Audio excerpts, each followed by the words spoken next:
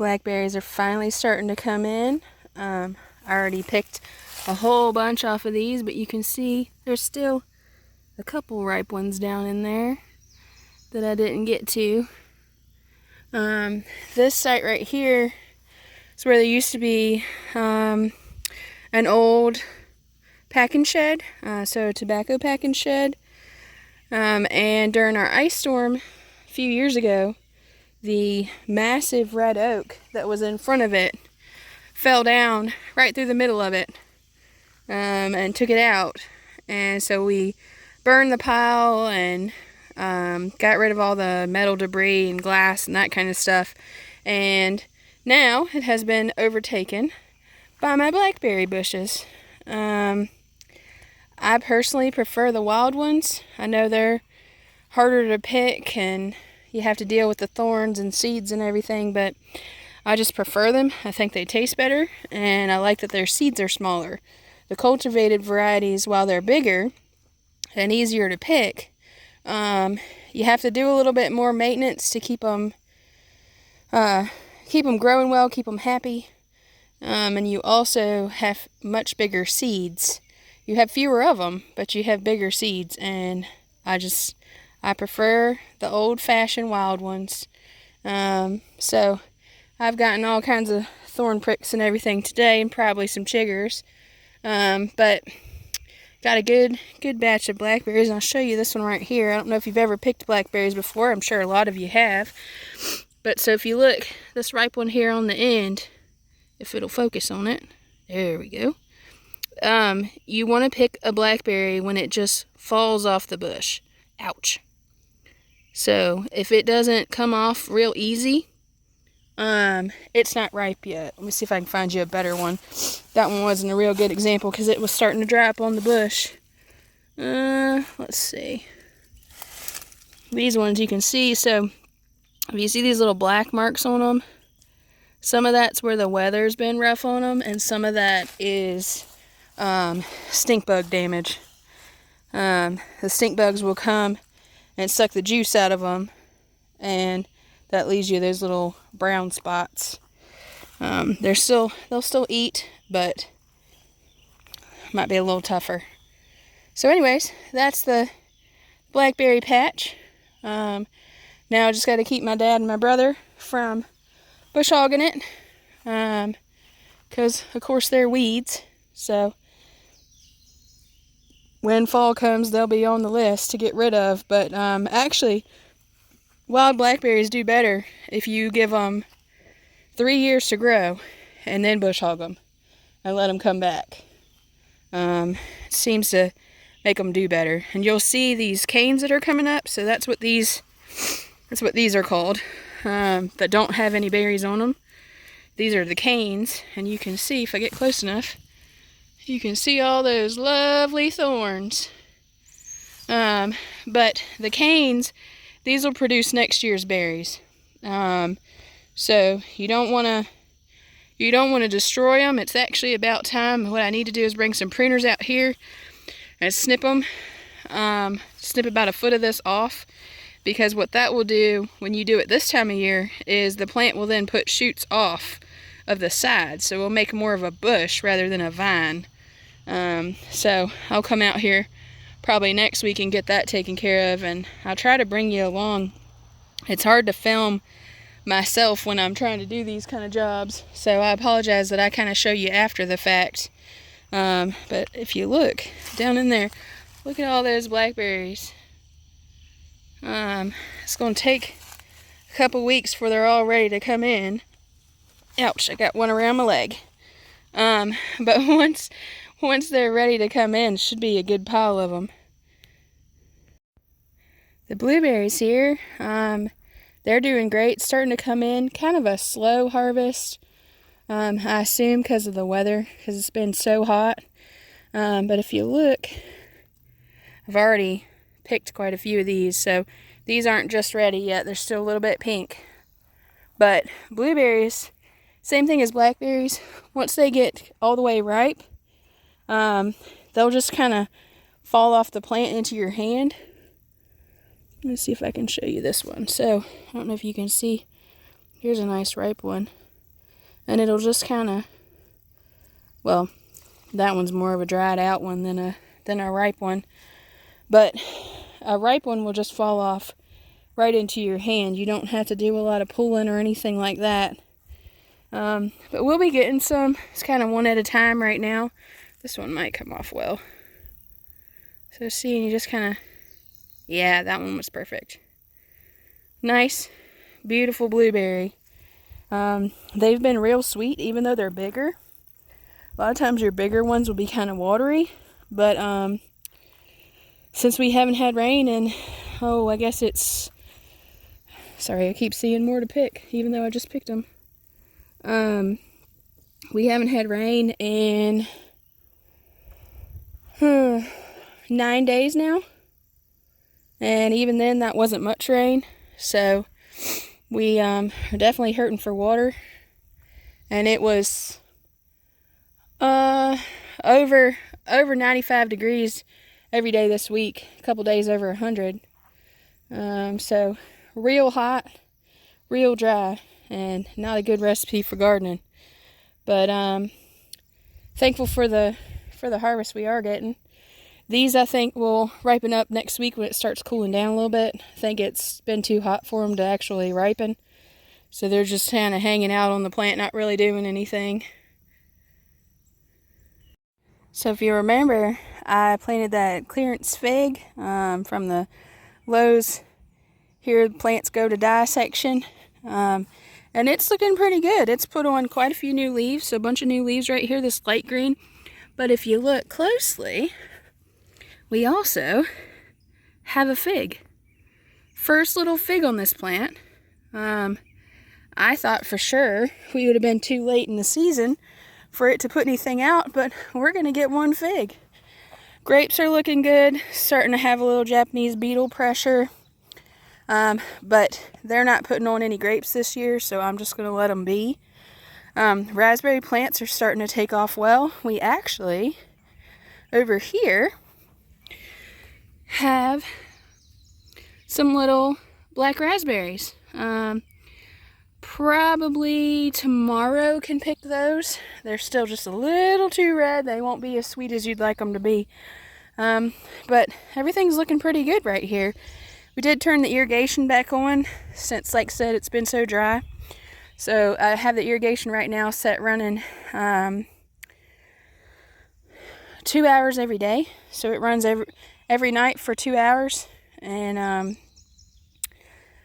so far, it seems to be keeping things alive and limping things along. So, bring you over in the big garden. The flowers, especially the balsam, has really taken off. You can see all the different colors in there. It's looking really good. The bees are loving it. Little sunflowers haven't done much more. Really need some rain at this point. I don't have any irrigation in the flower row. I was going to do that today, but it's just gotten too hot. So, project for another day. The borage down here is looking beautiful. It's definitely happy. See all those flowers, all those seed pods. Doing really, really well. I'm hoping it's going to reseed itself. I got to do a little research. It's the first time I've ever grown it. I need to do a little research and see how I collect seeds, because I'd like to have a whole row of that next year. But green beans, we've been picking green beans for the last, probably, I see some more that were missed. We've been picking green beans since, let's see, it's about 12 o'clock. About 3 hours. Took us about 3 hours, me, my mom, and my dad, to pick these, technically 3 rows, because this one's a double row. And we got 2 whole bushel baskets full of green beans. I'll show you them here in a minute. And I'm actually seeing quite a few that we missed, so probably could have had quite a few more. But they still have blooms on them, as you can see right here. So we'll get some more out of them. You can see these little, all different growth stages there. We got these little bitty ones. They are being irrigated, and I think that's the only thing that's kept them alive. Because like I said, it's been so dry. But this is a cool thing. So if you look at these butter beans, they're finally starting to get themselves together.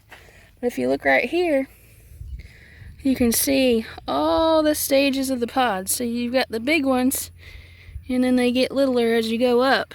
Look at that one. See all those little pods? So they'll start filling out once they get big enough. And I'm hoping they are looking great. So I'm hoping we're gonna have a whole lot of butter beans, which is great because you're never guaranteed them for sure. My little zinnias in the gap, not doing too great. I think I needed to have gotten water to them sooner. Look over here. The peanuts are looking lovely. They have really bushed out.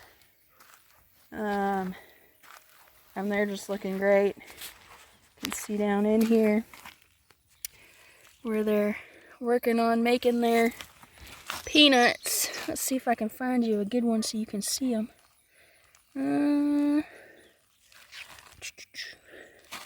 Full of blooms, which is awesome. Then down here, our sweet potatoes are looking great. They're really starting to take off. There is some little bug doing some nibbling on these first ones. I have to do some investigating and see what that is. Bring you on down this way and see. So, remember the squash bugs got these two plants, but you look at the ones around and they look fine. So I did a little research, try and figure out why that is, and I planted two different kinds of zucchini. These two that were killed were zucchinis. I planted two different kinds, and I don't know what the one kind was, but the other kind was Black Beauty. And Black Beauty is known to be resistant to squash bugs. So I'm assuming these ones that are still living are Black Beauty, and these were the other kind. So now that I know that, I won't plant any other kind. We'll just plant the Black Beauty kind and won't even mess with it. The other ones, I also read in that squash bugs won't bother crookneck squash. And I was believing that till I looked today. See right there? That's your squash bug eggs. And then if you look down there, oh, here you go. There's your squash bug nymphs in various stages. There's some more eggs. There's a full-size one. So, there goes that theory. At least I think that's a crookneck. That might not be a crookneck plant. Let me do a little looking here. Because I may have planted a couple varieties of those as well. I'll have to do a little bit more research on that. Yeah. Something's killed that one. Yeah, I'll have to do some looking to make sure I planted just crookneck ones, because I might have had some other ones mixed in here. It was old seed, so it's possible. But I'll get back to you on that one. But definitely Black Beauty zucchini are a go. They have so far done really well in surviving, and I haven't seen any squash bugs on them, so fingers crossed. Remember that little bush watermelon? Doing well, starting to run a little bit. It's definitely behind these other ones, so if you look at the other ones, they've gone crazy.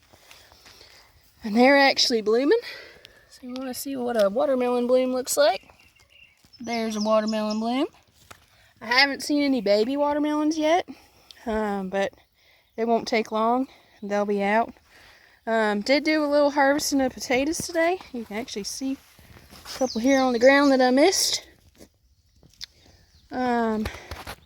I didn't get this whole row done because I honestly just ran out of steam. Here's another one. I don't want these ones that are exposed to the sun to stay out. But look how big this potato is. And some of them are quite a bit bigger than that. I don't know that I can carry it. We'll try it. So I pulled the vines on all of them. And I got some of them. I'm gonna cover this one back up till. And I got probably 2/3 of this row cleaned up. But like I said, I just ran out of steam. Still working on this cold I've got. But I was using this lovely little apparatus here, which is a wheel hoe, or a wheel plow, or lots of different names for it. It's probably, every bit of 100 years old. And it has this little flat plow attachment on it. And the idea is you go under the potatoes and lift them up. And since these are determinate potatoes, which we talked about how determinate potatoes only have one layer of potatoes, they work really well with this plow. And it's the first time I've ever tried it before, so I don't have it figured out just yet. But once I can get it figured out, I think it'll work real well. Of course, you always have the potato fork, but I find all I do with that is stab the potatoes, so I didn't do too well with that. Look at a mayfly chewing on my shoulder. If you look over here amongst the weeds, the cotton has really grown. It's not blooming just yet, but I don't think some of these, it won't be much longer before that starts blooming, which is great. I'll get out here and get the weeds out eventually.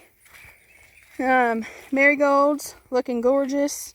Those dead plants that you're seeing, those are the potato vines. I just chucked them over there as some mulch. I'm going to sit these potatoes down right here and come back for them. Peppers, still looking really good. They need some rain though. So I'm certain I'm not irrigating them enough. Peppers want about 2 inches of rain per week. And they might be lucky if they're getting one out of this irrigation. These are the pimentos. I've never tried growing them before, and I didn't know they'd be so big, so that's pretty cool. I picked a bunch of these purple peppers earlier today and got some pretty good size red peppers down here that'll finish changing soon. Cross over here to the tomatoes. If you look, plants are pretty loaded. See them down in there? But I'm gonna have to get out here and get them staked back up. If you remember, the wind knocked them over and kind of got them off their stakes here. So I need to spend some time and get them staked back up, because what's happening is, one, getting some blight. You see that yellow there? Some blight from the leaves being down where they get wet. But the other problem is the tomatoes are on the ground where they're getting wet from the drip tape, and they're rotten. So I picked more, probably double the rotten ones today that I did not rotten ones, and nobody wants to garden that way. I picked a whole bunch of these little sun gold tomatoes today. They've been doing great. They're thriving. Starting to get some of these paste tomatoes, but if you look, see all the rotten ones? So that's definitely not best case scenario. If you look here, little corn is getting quite a bit taller. I expect, let's see here, I expect it to be tasseling soon, so we'll see what happens. I'm glad it's not tasseling just yet, because if you'll look, some of the flower pods off the other corn are falling down onto it, so it would definitely cross-pollinate. So glad it isn't doing its thing yet. If you'll look at our corn, those flowers are turning brown. They're finishing up with their pollinating. The silks starting to get a little brown to them. If you'll see all the little flower debris, that's how it's pollinating. But the ears, starting to get pretty good size ears on them, so won't be too much longer. Probably with this heat, I think this heat probably slowed them down a little bit, so it might not be 4th of July. It might be another week before we get anything out of them. If you'll look, the zinnias are in this section are coming up pretty well, so they should get up above the grass and start blooming pretty and have a second stand of zinnias, which is always good. Cucumbers, they're just kind of making it through the heat. They're not huge fans of this heat either. They are blooming. They're looking pretty good. I did get 2 little cucumbers off of them, so that's good. There's some corn that's a little behind the other. The corn that fell over looks to be all right. Looks like it's stayed standing up and got itself back together. Might have lost a little bit in there, but it's definitely better than all of it that had fallen over. Exciting thing this week, exciting new thing. Well, first of all, look at this row of flowers. Isn't that pretty? They've really come into their prime this week. But if you get down here, we'll see some beautiful sunflowers. So those are lemon queens. They're a pale yellow in color. I think they're the only ones that have bloomed so far. There's some more down this way. You'll see. They don't have real big flowers. See if I can get close. This is actually an even smaller one than the ones over there. But if you'll see, so if you compare it to my hand, they're pretty small. Got your little pollinator on there, little bee. And this is a different variety. But they're beautiful. Lots of buds on the other ones, so they'll be coming along. And now you can really see how tall that corn's gotten. So I would say it's, every bit of 7 foot tall now. Might be closer to 8. So it did catch up. But if you look at these flowers, they're just gorgeous. So again, this is the balsam. See a pretty little pink cornflower. You don't see, most of the time you see blue cornflowers. For some reason I have pink and I have purple. And I have blue. So, and a white or paler pink. It's just interesting. So here's the normal, is the blue. But for some reason I got different colors. I'm not complaining, it's lovely. More of that balsam. But I'll show you what we harvested. Got that over here to the side. And I'll show you. So picked some purple peppers, a poblano, some zucchini, some squash, a bucket of tomatoes, a bucket of cherry tomatoes.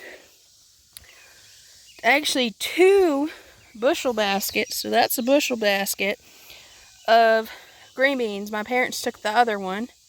And then a whole bushel basket of potatoes to go with it. And if you look, some of these potatoes, they're massive.